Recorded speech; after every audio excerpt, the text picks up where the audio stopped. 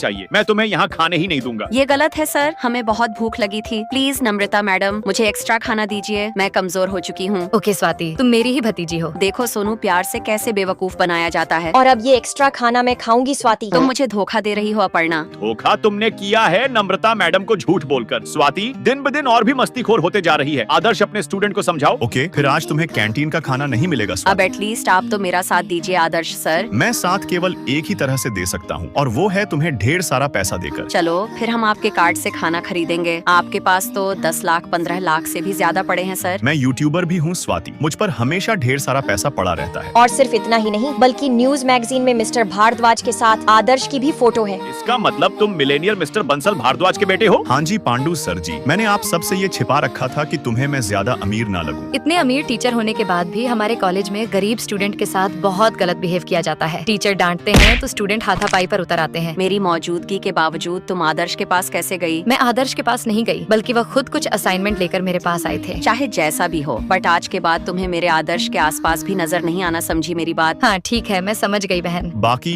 अब तुम अंदर आओ आस्था। मैं थोड़ी दिक्कत में हूँ, मुझे एक छोटा सा ब्रेक चाहिए। स्कूल में मुझे बहुत इरिटेट किया जाता है, मुझे हरेस किया जाता है। मुझे कोई बॉयफ्रेंड चाहिए। तुम पागल हो गई हो क्या, जो इस तरह की बातें कर रही हो? मैं तुम्हारी टीचर के साथ तुम्हारा चाची भी हूँ। एटलीस्ट मेरी थोड़ी इज्जत करो। आई नो मैं बहुत अजीब बातें कर रही हूँ, बट मुझे बहुत स्ट्रेस हो रहा है। मुझे भी कोई ऐसा चाहिए जो मेरी बातें सुन, मेरी फीलिंग समझे, मेरी केयर करे। आरती मैडम, आपको शनाया से भी क्वेश्चंस करने चाहिए। यही लोग तो मुझे हमेशा टॉर्चर करते हैं। ये लोग मुझे किसी जानवर की तरह ट्रीट करते हैं। ये झूठ है मैडम, हमने नेहा को बिल्कुल भी परेशान नहीं किया। तुम मेरे पास आओ शनाया, और बताओ तुम नेहा को कब से जानती हो? मैं तो ऐसे बस 2 साल से ही जानती हूँ, और हमारी ज्यादा बातचीत भी नहीं होती। तुम झूठी हो शनाया, माफ करना मुझे तुम्हारे गले में हाथ डालना पड़ा, बट तुमने चोरी की गोल्डन चैन पहनी है। नहीं आदर्श सर, आप इस बात पर गलत है, मैंने कोई चोरी नहीं की है। ये जो गोल्डन प्लेटेड चैन है वह मेरी मासी मुझे बर्थडे पर गिफ्ट किया था। मैं फर्जी आइटम्स नहीं पहनती। जरा मेरी बात भी सुन लो गाइस। लो शनाया, जिस चोर बाजार की दुकान से तुमने वह चैन खरीदा है, उसका रसीद। तुमने नेहा की ओरिजिनल गोल्ड चैन को चोर बाजार में बेचा और अपने लिंक गोल्ड चेन नकली वाला खरीद लिया। तुम एक नंबर की फ्रॉड लड़की हो शनाया, और वही नेहा बहुत मेहनती, बहुत केयरिंग है। वह अपनी चाची माँ की दवाई भी नहीं खरीद पाती, बट स्टिल वह उनकी केयर करती है। तुम जैसे चोर धोखेबाज नहीं है वो। अरे आप बिना रुके धड़ाधड़ मेरी बेइज्जती कर रहे हैं। मेरी मजबूरियाँ भी तो सुनते जाओ यार। अब ये सब का टाइम गया, जल्द ही तुम्हें पुलिस स्टेशन जाना होगा चोरी का माल खरीदने के जुर्म में। नहीं, एक छोटी सी चोरी में मैं बहुत गंदा फंस जाऊंगी। अब आप लोगों को एक एप्लीकेशन फॉर्म भरना होगा, जिससे आपका स्कूल फीस माफ हो जाएगा। अरे वाह, इससे तो मेरी बहुत हेल्प हो जाएगी। और तू भी बहुत मस्ती करने लगा है आदर्श। मैंने कब और क्या किया चाची? मैं तो बस अपने स्टूडेंट को पढ़ाता हूँ। पढ़ाई के साथ तू अपने स्टूडेंट को आशिकी करना भी सिखा रहा है। अब चलो तुम पास आओ बेटा।